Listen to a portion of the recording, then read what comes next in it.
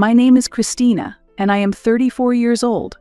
I have been living quietly and peacefully with my 30-year-old husband, Michael.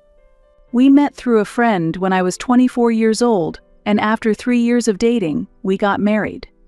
We have been married for 7 years now. We don't have children, but we have been leading a reasonably happy life.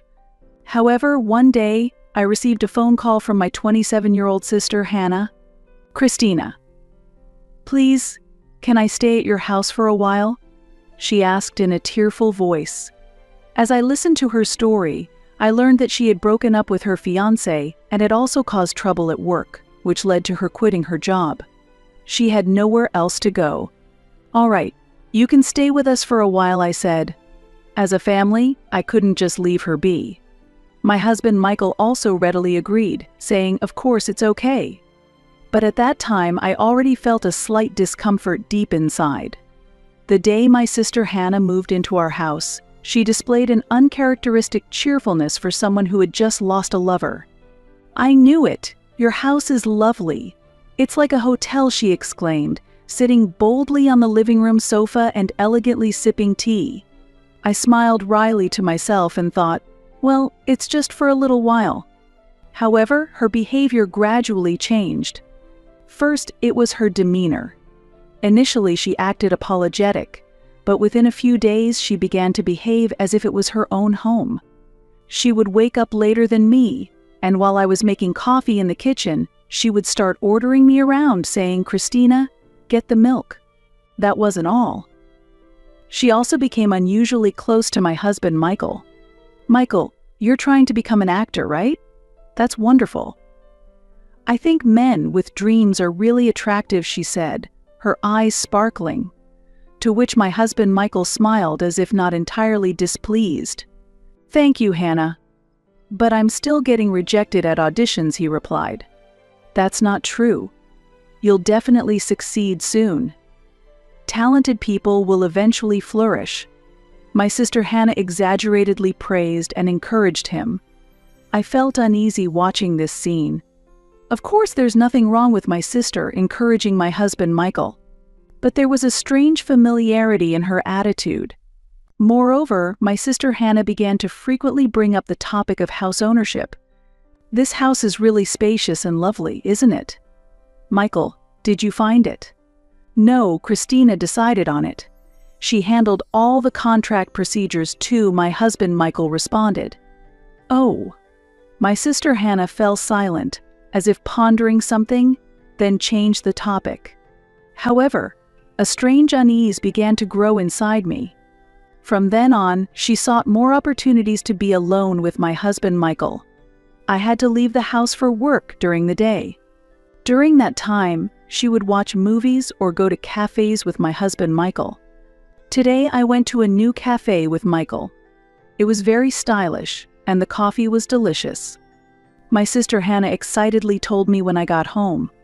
I maintained my composure, but I felt a slight thorn in my heart. A few weeks later, I noticed a subtle change in my husband Michael's attitude. "Christina, have you been cold to me lately?" he asked one night.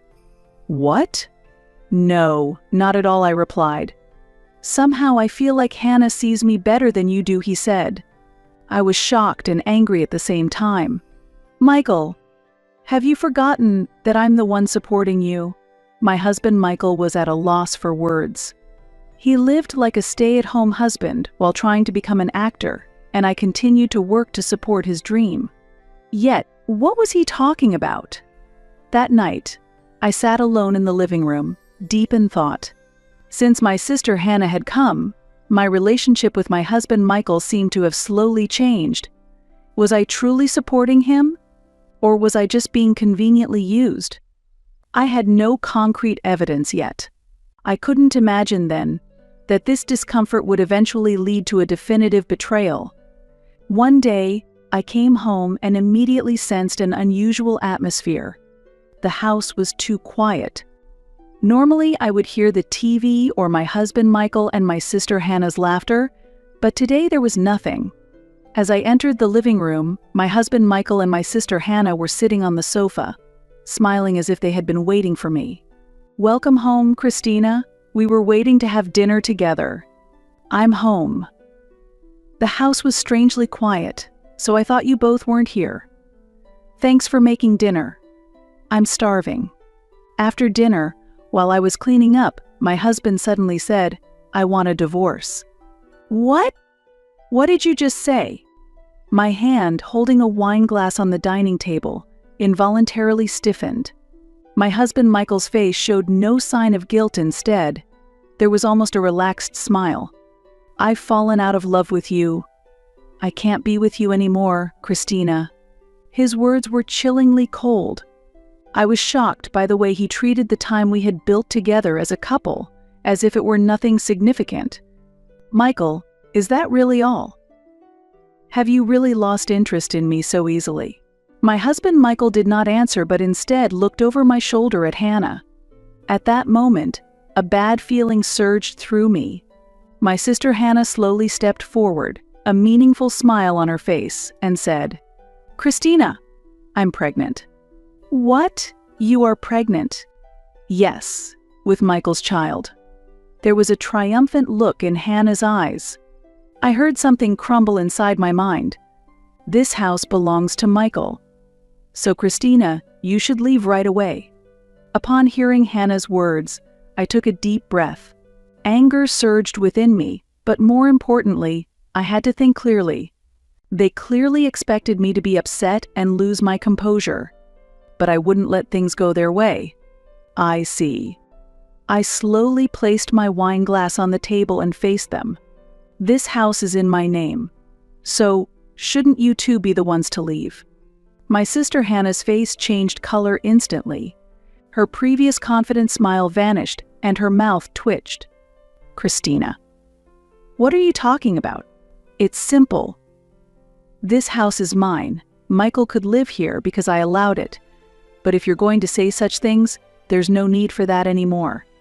My sister Hannah glanced at my husband Michael for a moment, but he also looked perplexed.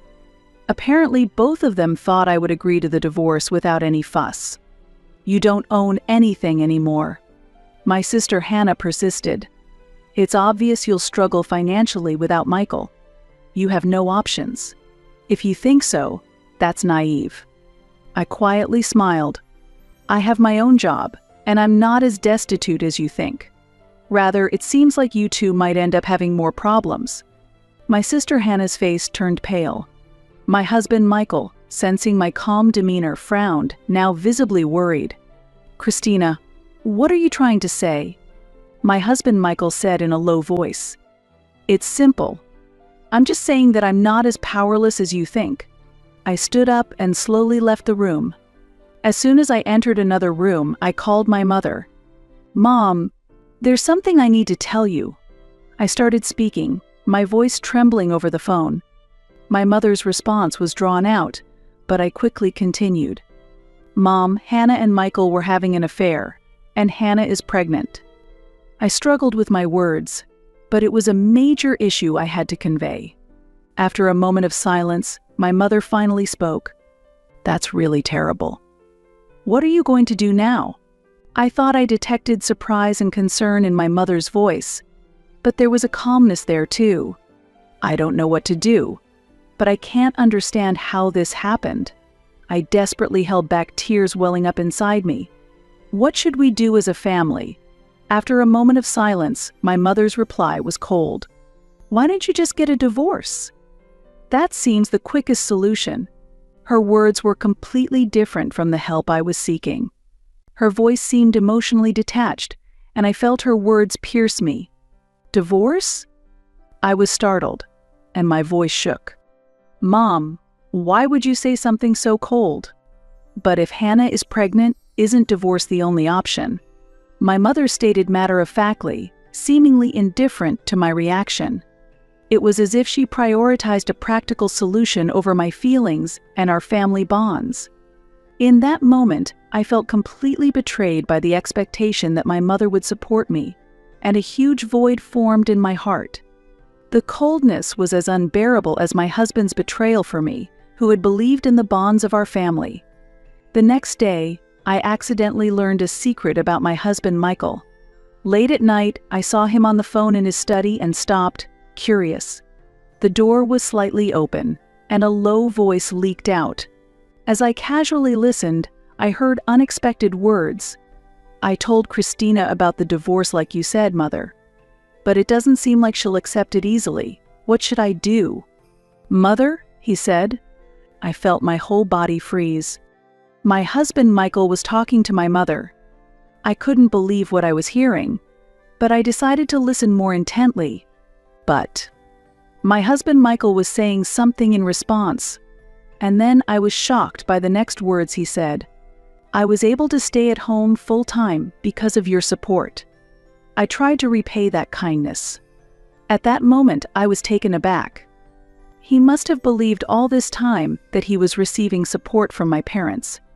However, in reality, it was undoubtedly my earnings that supported our household. I remembered how desperately I had worked. It was me who supported my husband Michael's dreams and his lifestyle. On another day, I heard a shocking story from a friend. My husband Michael and I share many mutual friends, and one of them told me that Michael had been saying, "Christina's family is wealthy, so even if I remarry Hannah, I can maintain the same affluent lifestyle." I was stunned by this revelation. A chain of betrayals and misunderstandings. I stood frozen, feeling everything crumbling around me. The divorce was my mother's strategy, and my husband Michael, misunderstanding that he had support from my parents, followed her lead and brought up divorce. My mind was made up. There was no need to endure this life any longer. I took a deep breath, calming my heart. Then, I told myself, let go of everything and be free. There was no hesitation in my heart. There was no longer any reason to continue my marriage with my husband Michael. That weekend, I called Michael and my sister Hannah to the living room. They exchanged awkward glances but also seemed somewhat defiant. "I'm thinking of divorcing Michael, but I will be asking for compensation, so be prepared," I said calmly. My sister Hannah immediately reacted. "That's terrible." Just what I snapped coldly. "What do you mean just after having an affair with my husband?" My sister Hannah shut her mouth. Michael sighed irritably and said, "There's no need to pay compensation. Hannah and I love each other." I scoffed. "Love each other? Haha, do as you please, but you'll pay the price. Also, this house is mine. Leave immediately." Michael's face contorted. "Don't joke. Where are we supposed to go?" "I don't care. You two are in love, right? Then you can manage anywhere." My sister Hannah anxiously grabbed Michael's arm. "Michael." Michael glared at me, but he seemed to understand that he had no legal ground. After a moment of silence, he stood up with a click of his tongue. "That's fine. We'll leave." My sister Hannah, still wanting to resist, said tearfully, "Christina, please? Please." I looked down at her coldly. "After destroying my family, what are you asking for now?" My sister Hannah had nothing to say and looked down. Eventually, the two reluctantly packed their bags and left the house. They had nowhere to go and ended up temporarily staying at a friend's house of Michael. But I didn't care anymore. I had finally driven them out of my life. As I proceeded with the divorce, my mother called me. She sounded somewhat cheerful and detached as usual. "Christina, I heard you're getting a divorce." "That's good," she said too casually. I was stunned by her flippant tone. She seemed to accept it as the natural course of events, showing no concern for my feelings. A mix of anger and sadness welled up in me, but I continued the conversation calmly. "Since my sister Hannah and ex-husband had an affair, I intend to claim compensation," I said. My mother sounded a bit surprised and then chuckled lightly. "Michael is an actor, right? He has a decent income, so claiming compensation will easily solve things. You don't need to take money unnecessarily. If Hannah and the baby can live happily, that's enough." At that moment, I realized my mother did not understand Michael's actual financial situation at all. Being an actor didn't necessarily mean having wealth. Besides, The issue was not about money, but about the responsibility for the betrayal by my husband and sister. My mother's attitude of, if there's money, there's no problem, left me speechless. Mom, are you serious? Her words seemed to imply that my feelings didn't matter. Prioritizing my sister's future stability and looking forward to the birth of her grandchild was my mother's true sentiment. I can't simply accept this. This isn't just a divorce. I've been betrayed, I said. But my mother's attitude didn't change. I sighed deeply and moved the phone away from my ear. My mother was still saying something, but I couldn't bring myself to listen any longer. I was no longer in doubt. With the anger of being betrayed by my husband and the sadness of having no allies in my family, I resolved to exact thorough revenge. A few weeks later, I received an unexpected call from my friend Jocelyn. She wanted to meet and talk, so we arranged to meet at a cafe. As I sipped my coffee, I intently waited for Jocelyn to speak. She was the wife of a friend of Michael's, where he and my sister Hannah were currently staying, and she had known me for some time. Placing her coffee cup down gently, Jocelyn began to speak with a serious look. Christina, I'm going to tell you the truth about Michael and Hannah. Seeing me slightly furrow my brow, Jocelyn chose her words carefully. I hesitated about whether to tell you, but I think it's better if you know after taking a deep breath, she quietly began. At first, I had no suspicions. Michael and Hannah started staying at our place, and everything seemed normal for a while. But little by little, I began to feel something was off. Off? I looked into Jocelyn's eyes. It's Hannah's behavior. She was drinking wine calmly and repeatedly. At first, I thought it might just be a one-off, but a pregnant woman wouldn't do that, right? Also, there were no signs she was going for any prenatal checkups. I clenched my fist. And then, Jocelyn continued with a worried look. One evening, my husband and I discussed it and decided to ask Michael directly, is Hannah really pregnant then? Michael, he looked really flustered for a moment. But after that, as he thought back on Hannah's actions, he started to notice several inconsistencies.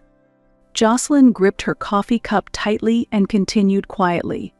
So, during dinner one evening, Michael directly asked Hannah, I'll come with you to your next checkup then. She started dodging his eyes, trying to evade the question. Evade? Yes. When was it? I need to check my schedule, she kept saying, not really answering. And when Michael pressed, you are really pregnant, right? Hannah suddenly got angry. Didn't I tell you I am? As if she was trying to deceive him. Jocelyn's voice trembled slightly. But by then, Michael had realized. So he forced her to go to the hospital. I remained silent, staring into my cup of coffee.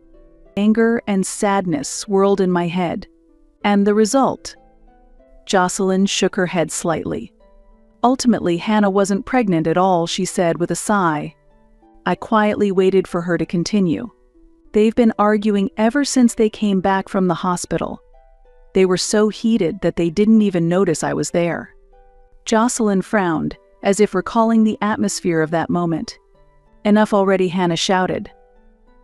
I'd never seen her like that before.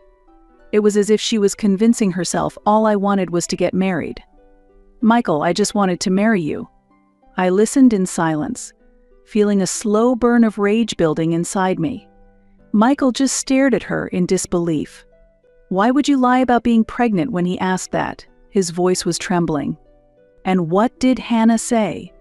Jocelyn lowered her eyes and continued quietly. My sister and Michael couldn't have children, right? She said, as if it was a matter of fact. When Michael pressed her, so what she replied, so, I thought if I said I was pregnant, Michael would easily leave my sister. I clenched my hand. That's despicable. Yes, it is. But at that moment, Hannah completely lost her composure. But, in the end, everything backfired, didn't it? She muttered with a vacant look. Jocelyn shook her head bitterly. Hearing that, Michael completely lost it. It's your fault. I'm being sued for compensation, and I've lost my home because of you, he yelled, hitting the living room wall hard. Michael did. I'd never seen him like that before. He always acted so composed, but he couldn't hold back his emotions anymore. It's all because of your lies. You pay for it. Isn't your family wealthy anyway? He confronted her. I smirked ironically. Typical of Michael. In the end, it's all about money. I can't believe it. Jocelyn looked sad. Yes. But then Hannah suddenly went quiet. So, you wanted to marry me just for the money, she said with a cold look. Jocelyn traced her coffee cup with her finger as she continued. Michael twisted his face in irritation. Yes, I decided to marry you because your family was wealthy. I wanted a stable life. What's wrong with that? He retorted. That is disgusting, I said dismissively. Hannah just chuckled. So all those I love yous were lies? She asked. But Michael bluntly replied, that's just words.